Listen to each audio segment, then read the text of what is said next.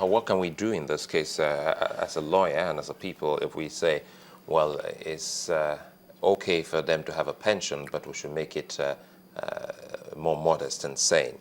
How can this be reversed? Because some has actually gone on, for instance, in Gombe, there's also a paid vacation for the ex-wife of a governor that covers an extra code of 30 days. Yeah. So how do we now revert all of this? Do we go back to the assembly? Or no, without missing what, it is the law. They have passed it into law. The best that can happen is for this, yes, there must be a movement. People must rise up. How it's going to happen, I do not know. I am not from Gombe, but I expect the citizens of Gombe to rise up and say, look, we don't, there was an opera, give him that credit. There was an opera in Akwa Ibom, there was opera everywhere, and the man said, look, I'm returning this law back. That's not to say that he's a saint. That's not to say that I'm even supportive of him. But the man had a right to say, I was wrong, and I want to correct myself. But if no one seems to be talking, if we are all... Is that exactly, sorry to interrupt you, but is that exactly good or bad? Because he says there was no cap, there was no limit, it was unlimited. I put a cap to it, there's a protest, I put it back to where it was.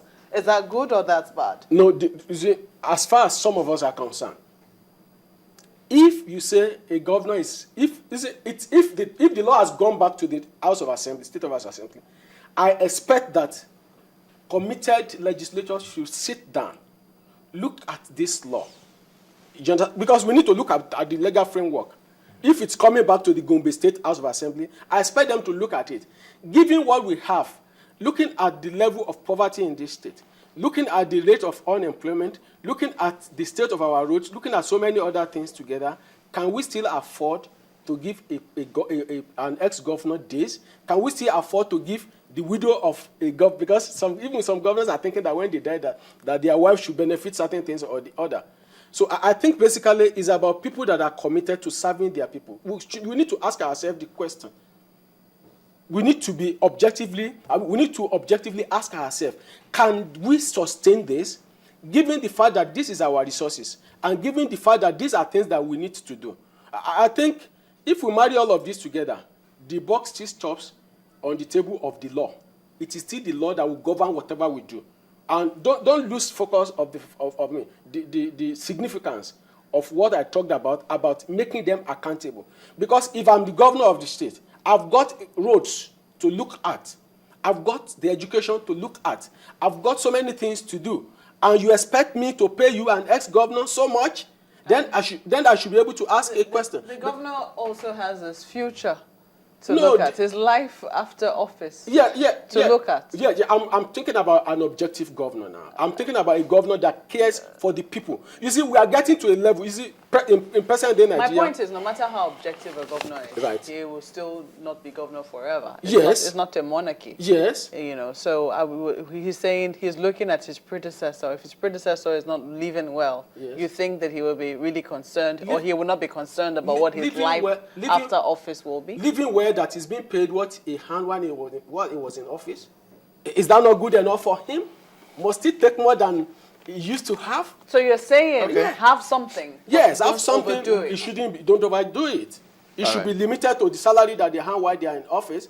And if the hospitals are good enough, yes, give them free access to the hospitals in the state. I cannot imagine that so much money will be given to them, because how many of the citizens do you give such money to?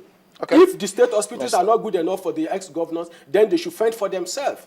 All right, Mr. Adekunle Ojo is a former second vice president of the NBA, speaking about this pension law by several governors. He says they just have to get the basic salary for what they get today.